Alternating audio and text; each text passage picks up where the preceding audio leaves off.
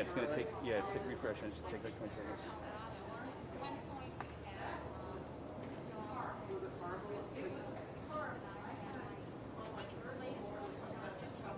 Yep.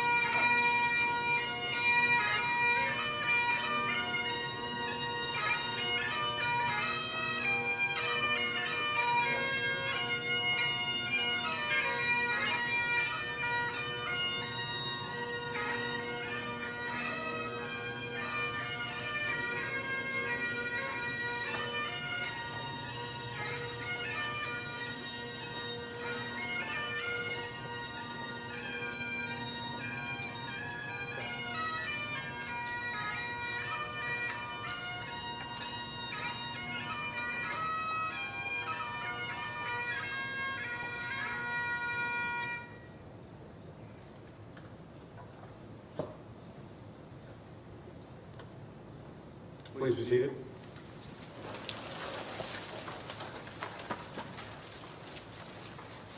Good morning. Welcome to all of you. Whether you are gathered here in the Todd Quad or gathered around the screen in class, at home, or at work, we're happy to have you with us. We're assembled here today for things: a convocation and an investiture. A convocation is a gathering or an assembly, but a special kind. Its root words from medieval French and Latin mean together and voice. And those roots teach us what we're doing here today. We're raising our voices together, reciting pledges and oaths as one. However, that does not mean that we all think alike, that we are always going to say the same things or believe the same things. What it does mean is that we can come together, speak together, and be a community together. Not just today, but in all the days to come. As the ancient Isaiah said, "Come now and let us reason together." That is what convocation means and why we're here today. The root words for the medieval investiture are a little different. They mean to put on clothes. It applied to when someone had achieved a special rank or status. They would put on a special robe or garter or sash or stole to show what level they had reached, just as Mr. Rowell and Mr. Armstrong and others are wearing today. Medieval knights, some of whom wore such garters and sashes, also would put on metal armor and carry shields to protect themselves. Two famous such knights were Richard Lionheart and Salah ad-Din. They were from different lands, one English, one Kurdish, different backgrounds, different ethnicities, and different religions, one Christian, one Muslim. And they were leaders of opposing armies, so one would naturally assume they would have been bitter enemies.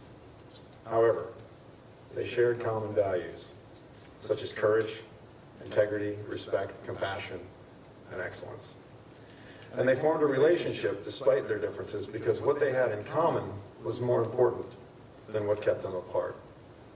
In fact, their reputations for courtesy and valor became legendary in each other's country's history. Today, you seniors are all dressed up in special clothes, and our whole school of GSB Knights, from pre-K to grade 12, also are putting on their modern armor. Although not of metal or chainmail, their masks and shields all the same.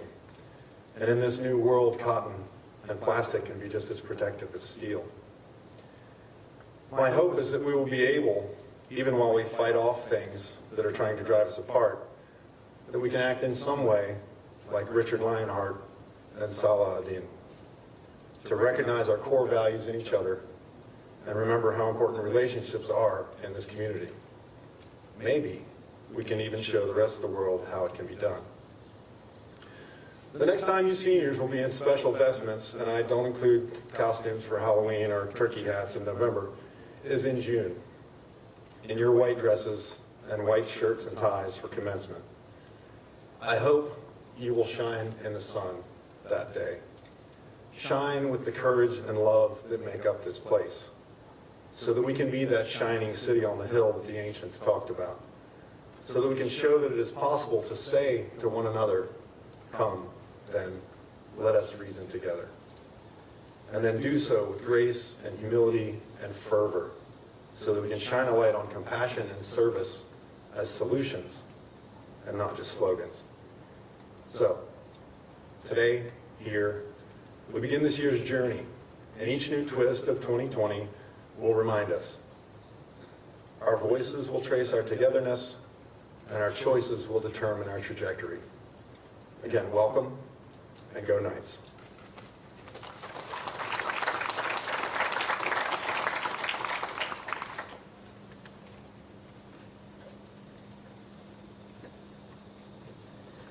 And now I would like to invite a member of the senior class to come up and read the book that was selected for this year, Laura Howard.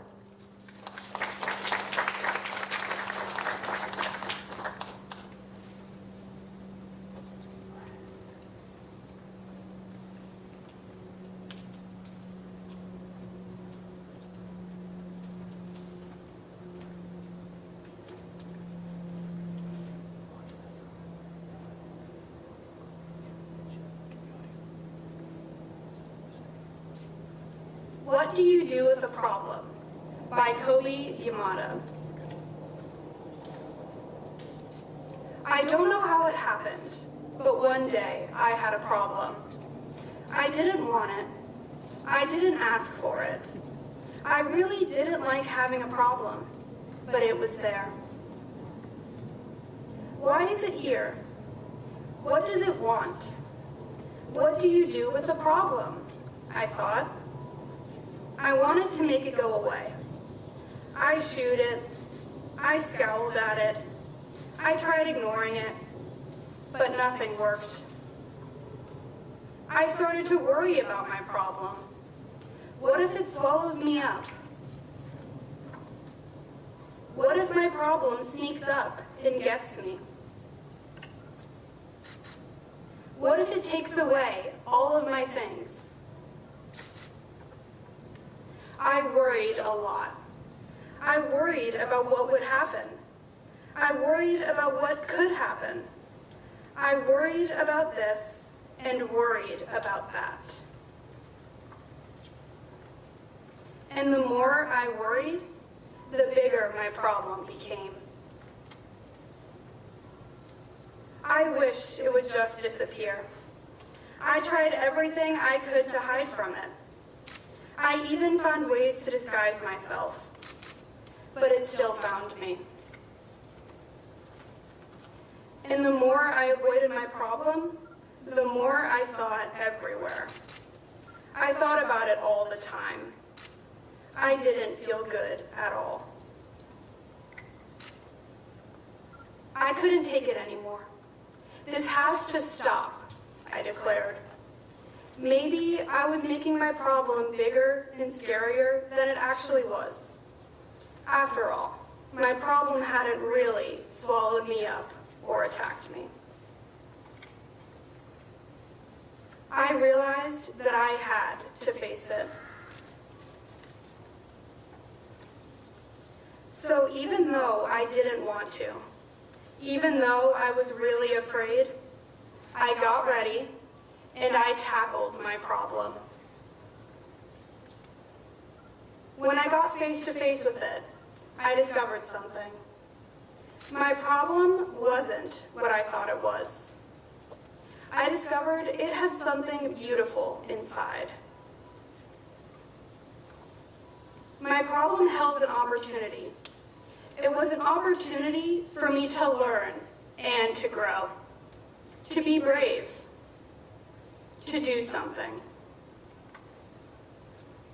It showed me that it was important to look closely, because some opportunities only come once.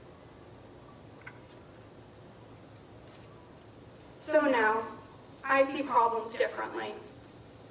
I'm not afraid of them anymore, because I know their secret. Every problem has an opportunity for something good. You just have to look for it.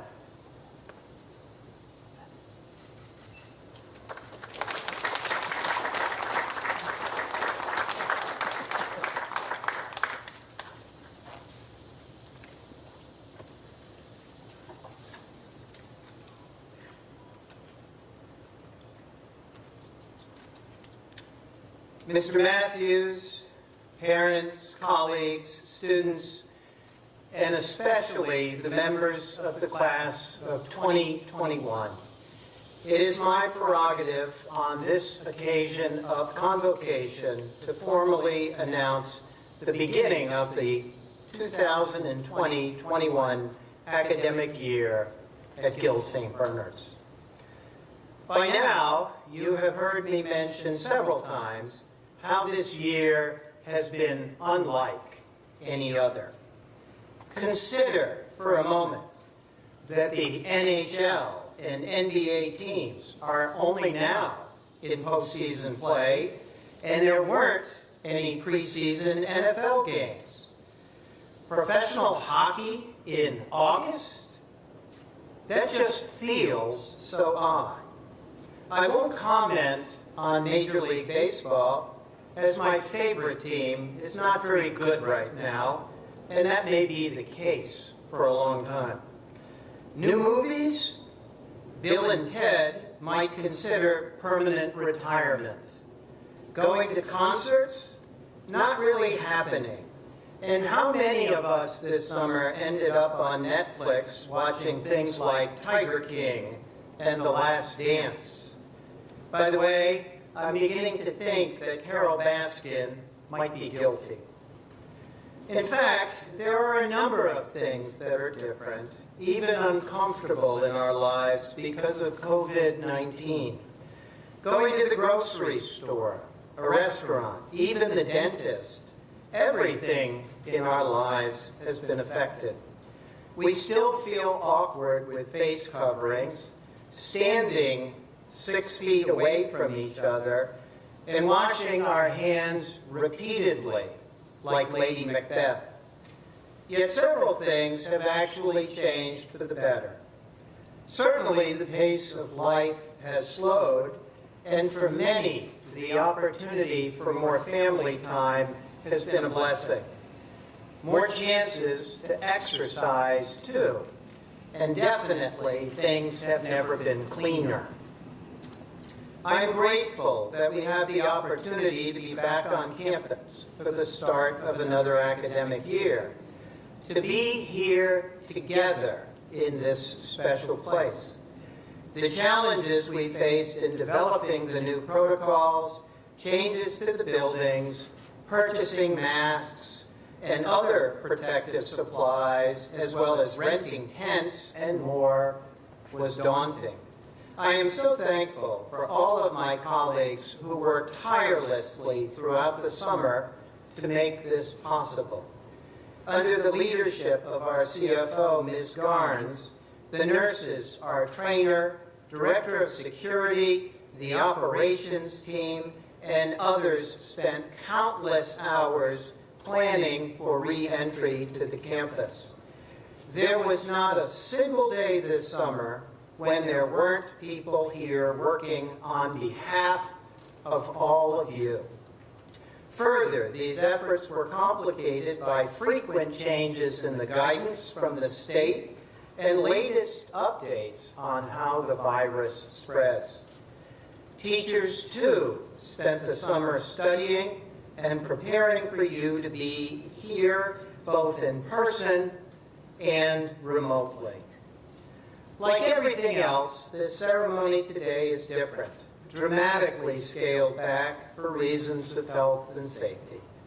Last year, we were in the athletic center, students, teachers, and some seniors' parents, to celebrate the class of 2020. Now it is just seniors and those involved in the ceremony, with everyone else watching from a different location. It all seems so strange, so different from what we have been used to for all of our lives, and one of the biggest risks is a potential adverse impact on our school culture. The late scientist Stephen Jay Gould once observed that, quote, "Human beings are pattern-seeking creatures," end quote. We crave predictability and find comfort in our regular routines. In addition, we are primarily social in nature, not solitary. Let's face it, COVID-19 has made us really uncomfortable. Further, the discomfort inevitably impacts so many areas of our lives, especially our relationships with each other. For several months, much of our communication has been online or through Zoom, email, Instagram, FaceTime, and other platforms. While often helpful, these tools have their limitations and can actually be harmful. One way in which this has manifested itself is in online shaming, now referred to as cancel culture. How may we swim against the tide of this trend? At least when we are in person, we have the opportunity to see reactions, take responsibility for our own, and interact in a more meaningful way. We see each other. It is just not the same online. In addition, all of this disruption in patterns and disconnection with our friends and other people has sent our stress levels rocketing. Yet we carry on trying to adjust to the new normal and perform as if we were fine. This high stress has led to what some psychologists are now calling high-functioning anxiety. Though not an official diagnosis, the symptoms include racing thoughts, insomnia, overthinking, mental and physical fatigue, or extreme worry that is disproportionate with the actual consequences. Their prescription focuses on finding healthy ways to work through our anxiety in order to achieve a better balance in our lives. Yes, balance matters.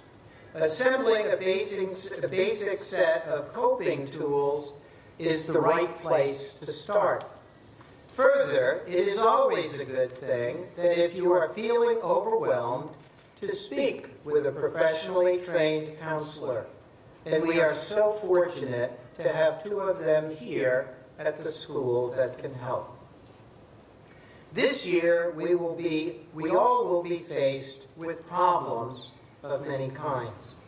Right now, it is dealing with the new check-in procedures, lunch, car line, disappointment over the lack of free time, or trying to navigate the college process. There are more, of course, some quite serious.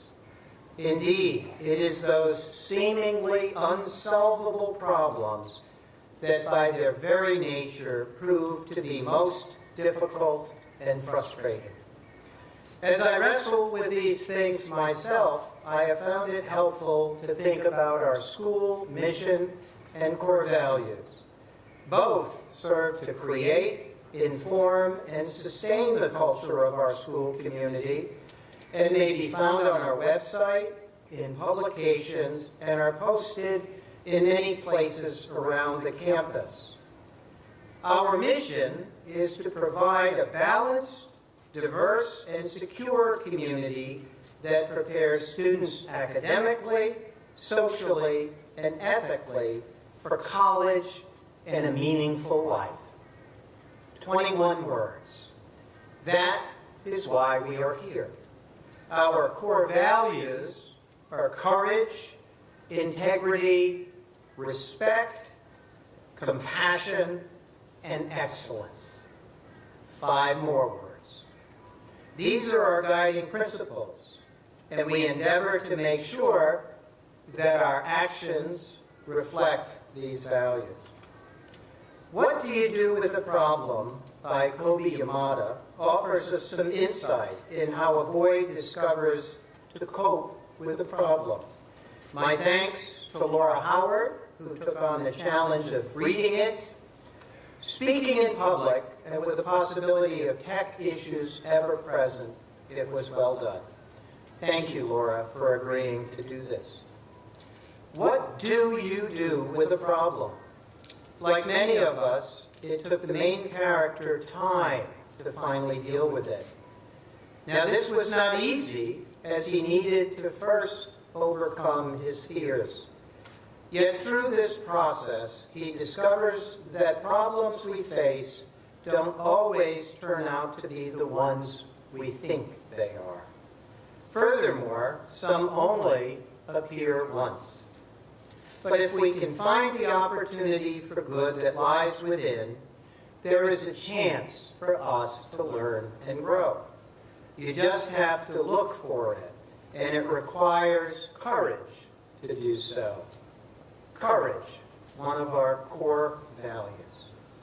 This summer, the faculty and staff read Dr. Jennifer Eberhardt's book, Bias.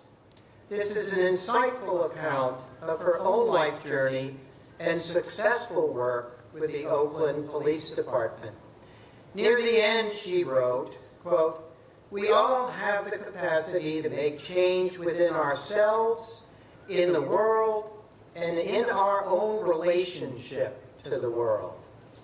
So many people among us are probing, reaching, searching to do good and to be good in the best way they know how. And there is hope in the sheer act of reflection. This is where the power lies and the process starts.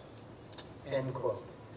Dr. Eberhardt's work as a consultant was and still is intensely challenging and intensely personal as a mother. Her integrity in assembling and utilizing her research in an objective way further supports the reality that all of us struggle with issues of race that impact us and how we interact with others. However, if we may acknowledge our biases, recognize and commit to change, we all will benefit. Her work also presents a standard of excellence for us to strive for. Integrity and excellence are also core values at Gil St. Bernard's. One of the things that I shared with the class of 2020 just weeks ago remains relevant for the class of 2021. I was referring to the incredibly challenging times we are living in right now and the importance of reflection for all of us. While there may be issues that we view differently, I believe there are many more that we agree upon. The opportunity within the problems we face lies in coming together to see each other, share our thoughts, and listen. Most of you know my admiration for Abraham Lincoln. In Doris Kearns Goodwin's book, Leadership in Turbulent Times, Goodwin explored the experiences that shaped Lincoln and helped him become, perhaps, our nation's greatest president.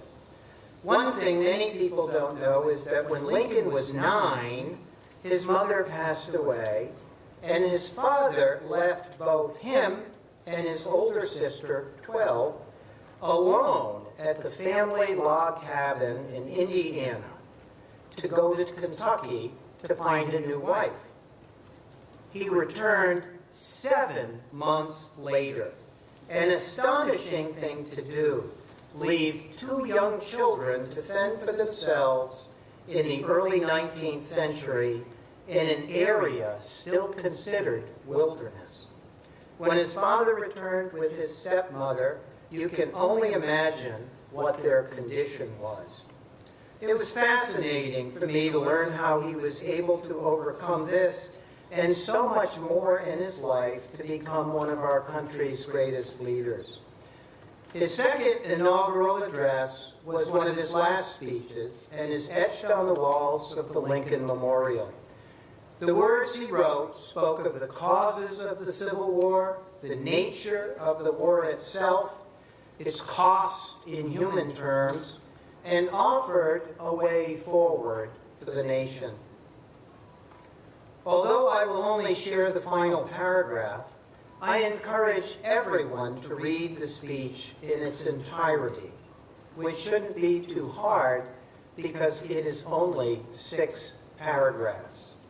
This gives it the added distinction of being the shortest inaugural address ever given. Quote, "With malice toward none, with charity for all, with firmness in the right, as God gives us to see the right. Let us strive on to finish the work we are in, to bind up the nation's wounds, to care for him who shall have borne the battle, and for his widow and orphan, to do all which may achieve and cherish a just and lasting peace among ourselves and with all nations." The compassion and respect Lincoln felt for others is readily apparent in his address to our nation more than 150 years later. Lincoln's Way Forward established the goal for the United States to achieve a just and lasting peace among ourselves and with all nations. Sadly, that did not come to pass, and with his death and the end of efforts for Reconstruction in 1877, the struggle for social justice and equality for all people still continues in our nation today. Certainly, the compassion and respect that he felt for others could have made a powerful difference in the years after the war and now. Compassion and respect are also core values at our school. As we look to the year ahead, I hope and pray that we may coalesce around our mission and be guided by our core values. It is my hope and prayer that, led by the members of the class of 2021, we might join in making our school the kind of community that Dr. Martin Luther King Jr. sought to create, what he envisioned as a beloved community. To accomplish this, he said, quote, will require a qualitative change in our souls as well as a quantitative change in our lives, end quote. If we can face our problems and look for the good that lies within, we may find that there is an opportunity to realize that beloved community. Thank you for your time and consideration of these ideas and hopes. And congratulations to the class of 2021, and best wishes to everyone for a successful academic year. Thank you.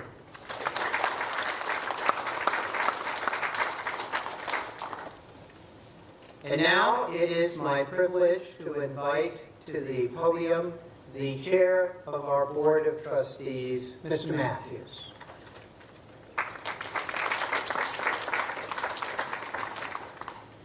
Thank you, Sid. Good morning. My name is Doug Matthews, and I am the chair of the Board of Trustees at the Gill St. Bernard's School.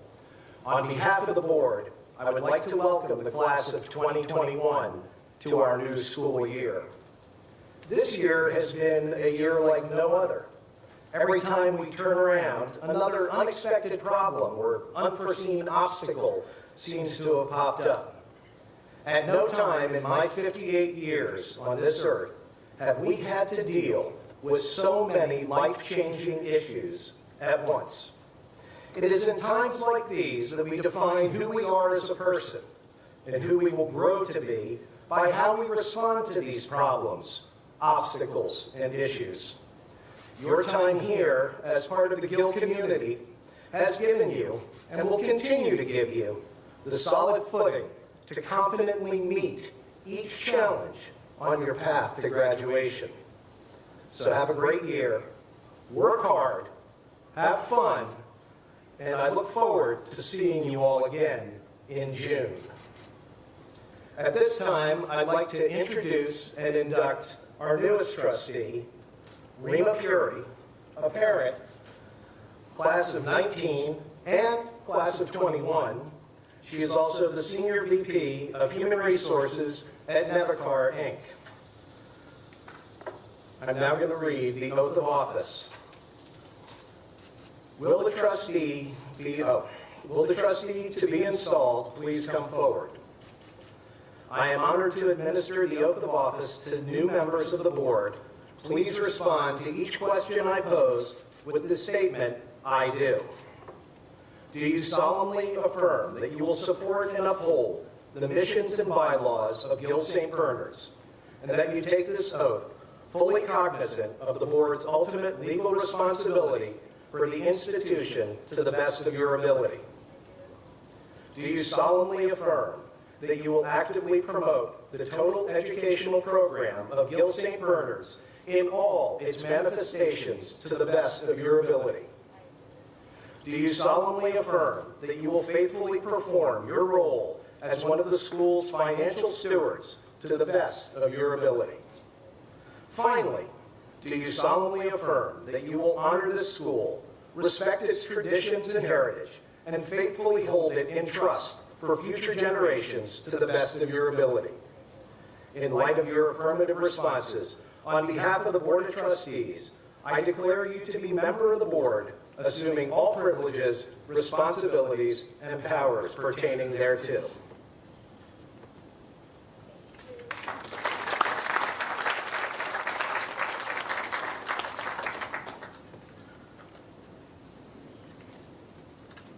And it is now my privilege to present to all in our school community the members of the class of 2021.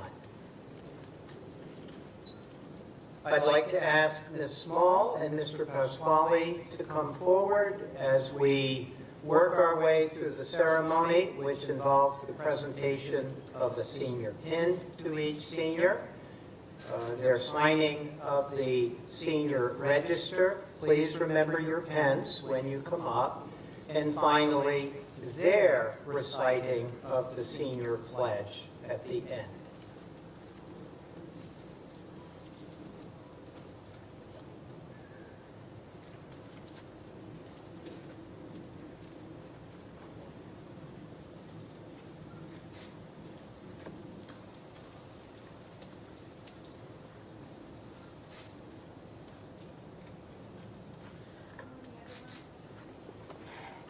Good morning, everyone. It is my pleasure to introduce you to each of the members of the class of 2021.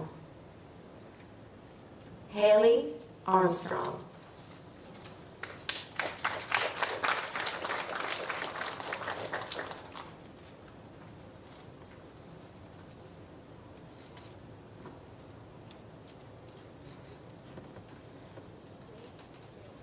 You gotta turn your phone off.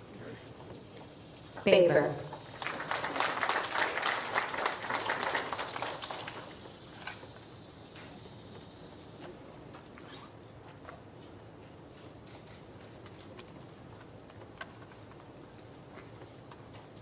Julia Bailey.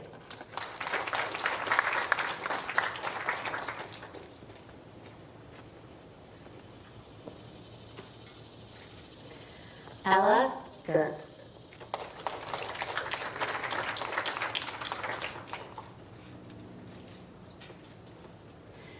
Aaron Barno.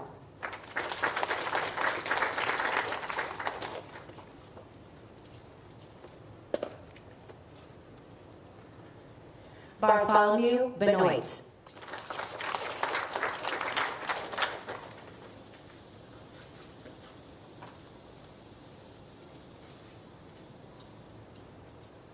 Atham Barakal.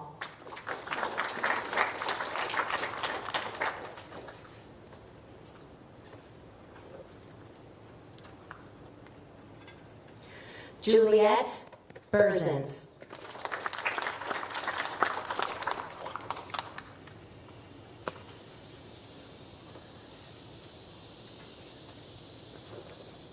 Ellen Bijak.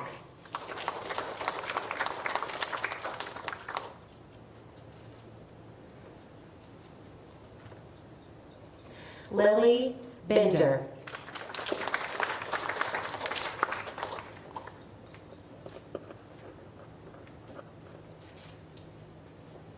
Claire Brouillard.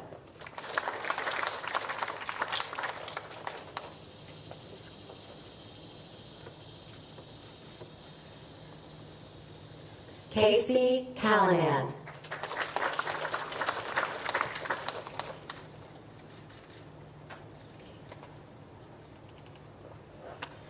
Jordan Kanika.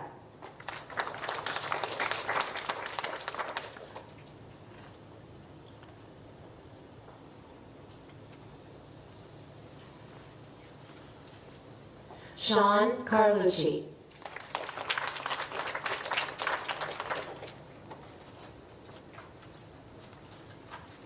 Sophie Chang.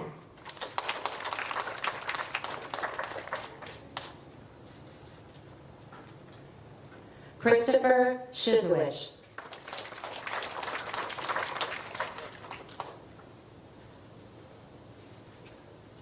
Matthew Cooper.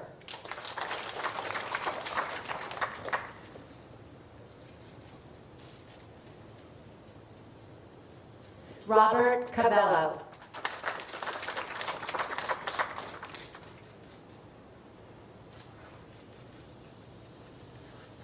Catherine DeArchangelis.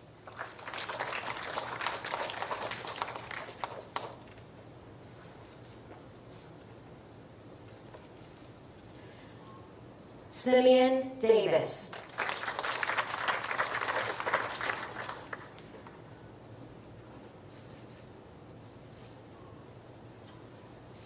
Sohan De Silva.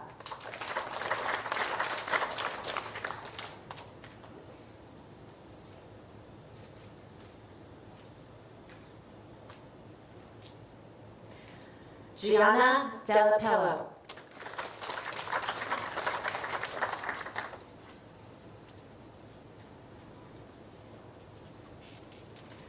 Sherilyn Diaz.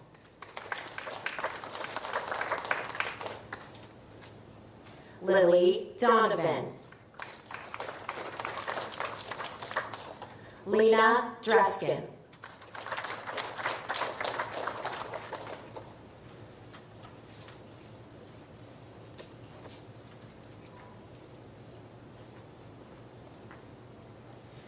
Jaden Eade.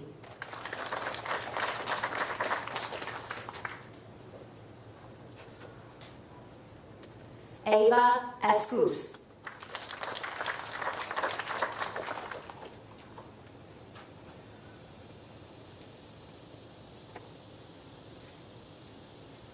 Lauren Fabio.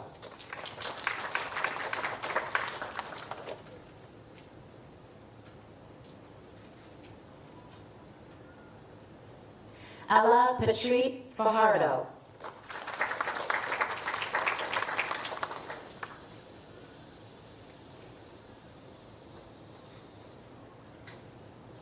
Taylor Farsht.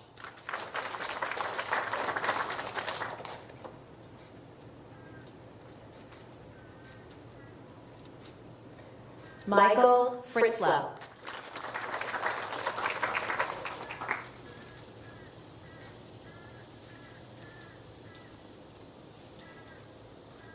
Micah Garnett.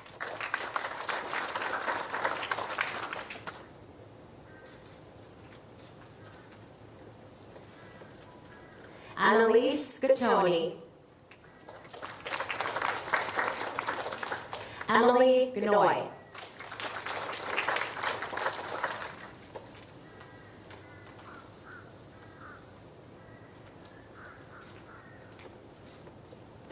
Jacob Gordon.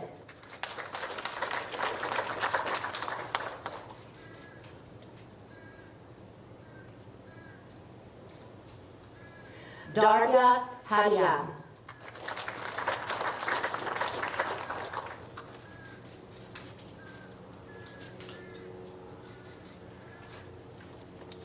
George Hahn.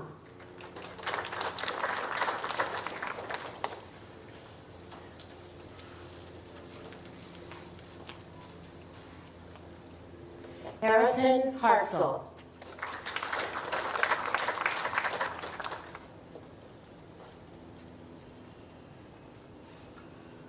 Graham Hollingshead.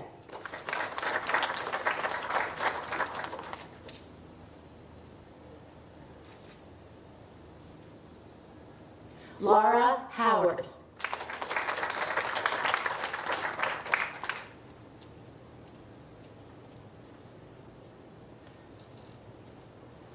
Michael Isero.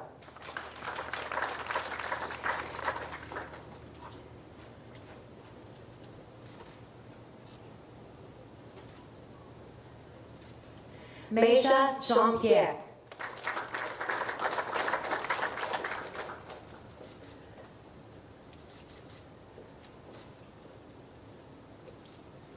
Liam Jones.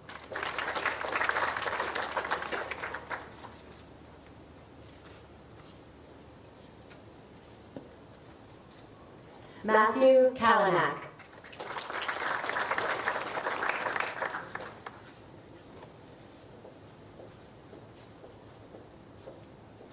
James Kother.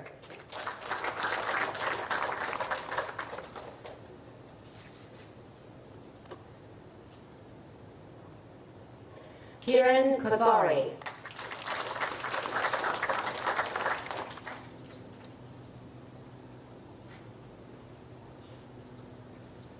Alan Latornos.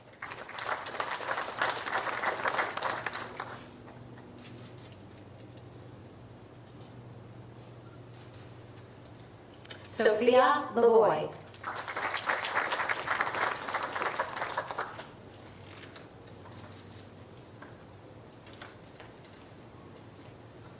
Christopher Lake.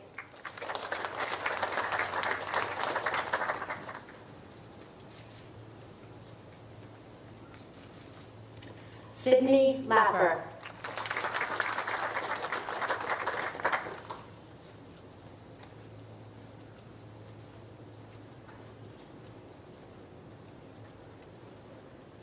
Joseph Lavoie.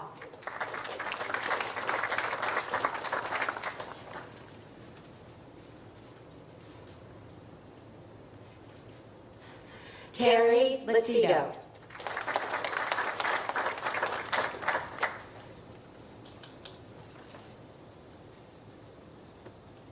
Eric Leiden.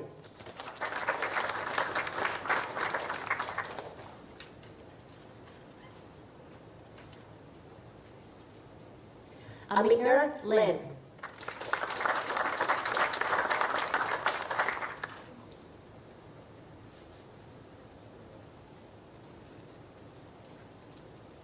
Mark Mazzata.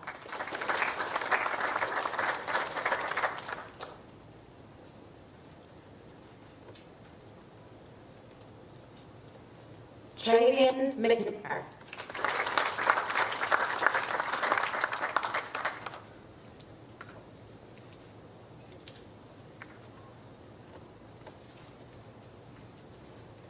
Rachel McQueen.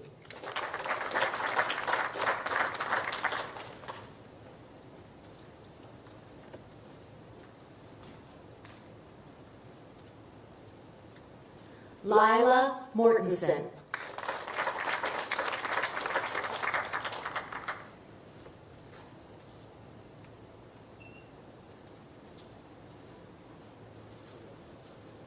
Madeline Most.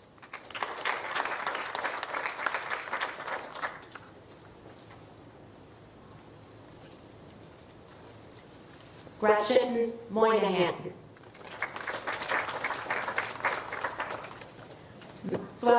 Maxwell Mullen.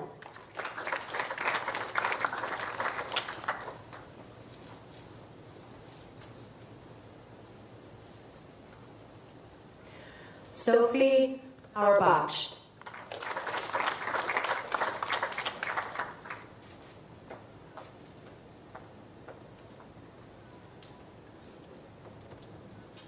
Stella O'Connor.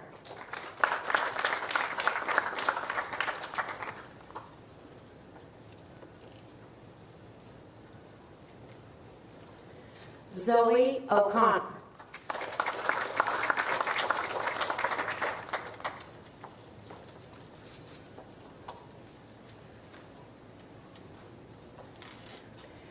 Isabel Orzietti.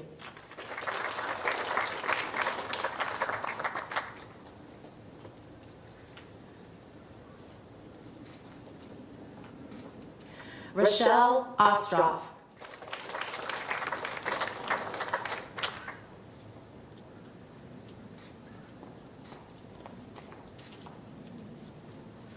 Sarah Pambiachi.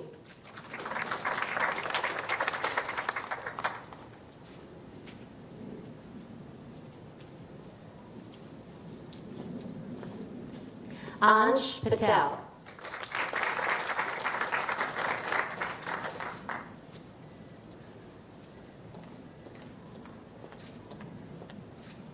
Arnav Patel.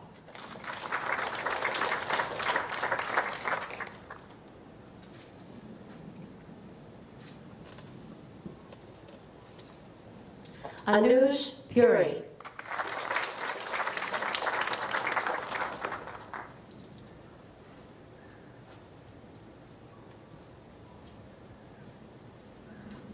John Raymonds.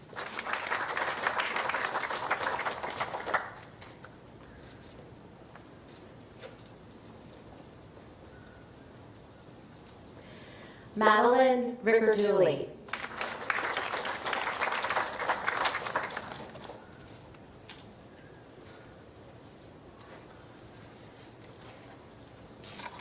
Matthew Rocker.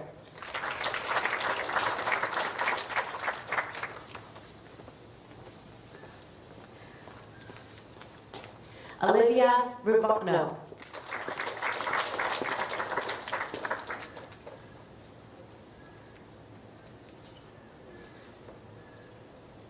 Caroline Samet.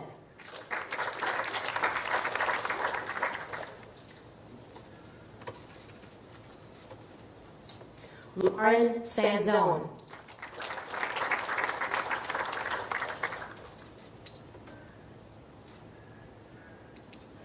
Jacob Schmidt.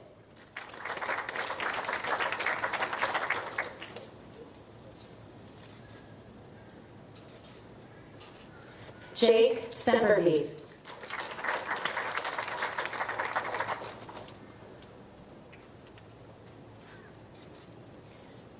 Ethan Shee.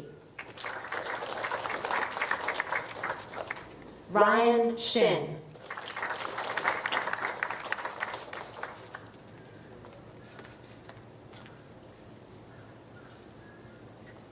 Joseph Scapines.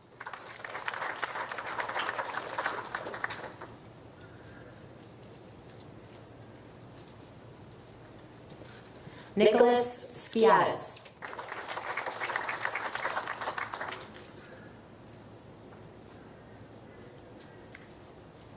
Caleb Smith.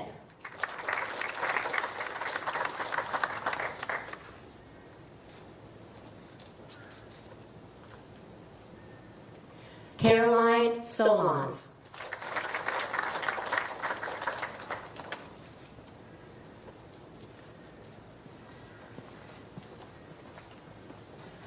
Sophie Sommer.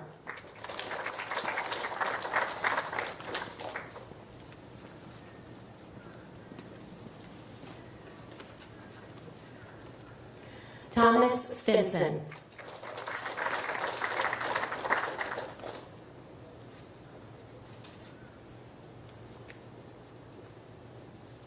Natalie Sturman.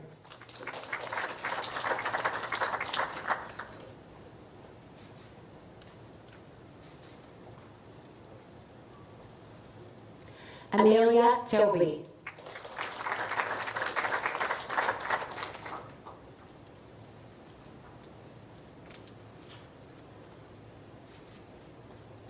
Alec Tobias.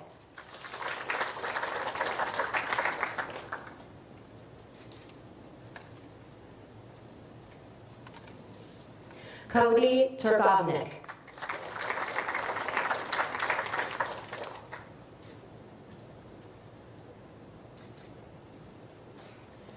Dylan Toll.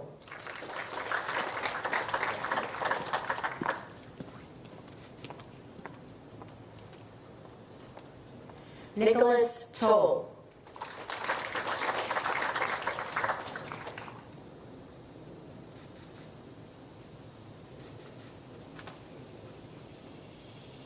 Connor Udoff.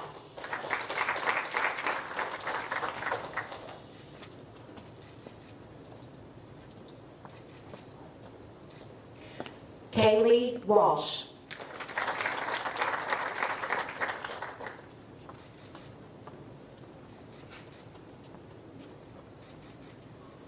Benjamin Wetzel.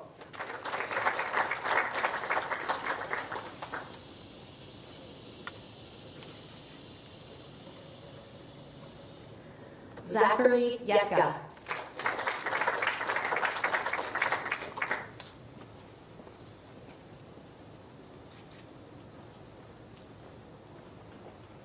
Andrew Young.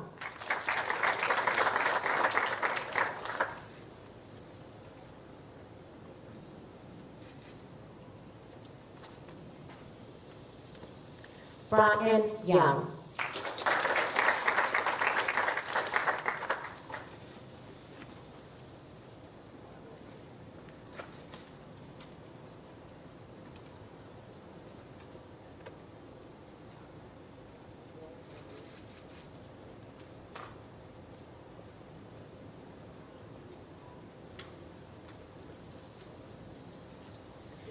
Seniors, please pick up your programs.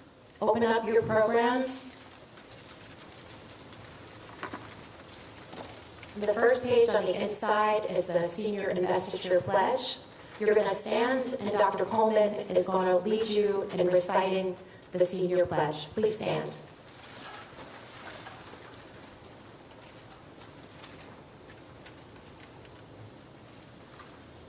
As members of the senior class at Gill St. Bernard School, we will endeavor to work at all times for the good of the school. Furthermore, we will strive to exemplify the characteristics of faith, honor, and consideration, in keeping with our school's worthy traditions.